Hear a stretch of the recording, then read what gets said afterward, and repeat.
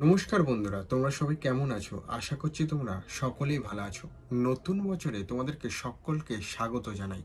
নতুন বছর তোমাদের সকলের ভালো কাটো এবং সকলেই সুস্থ থাকো, সেই কামনাই করি।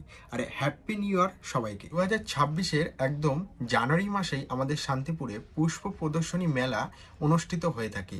এবছর সেই মেলাটি 25তম বর্ষে পদার্পণ করেছে।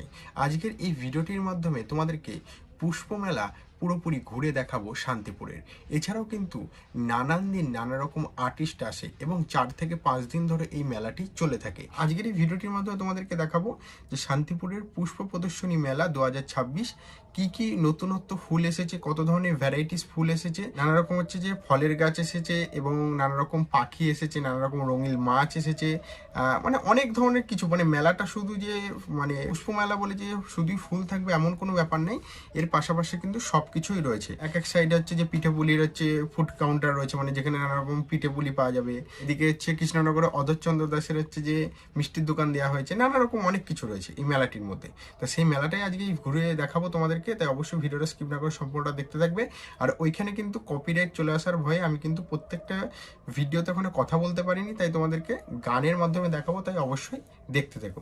আর নেক্সট ভিডিও আসছে খুব তাড়াতাড়ি, একটা নতুন ব্লগ, সেটার জন্য কিন্তু চ্যানেলটিকে সাবস্ক্রাইব করতে একদমই ভুলবে না। তাই চলো আজকে ভিডিওটি শুরু করা যাক।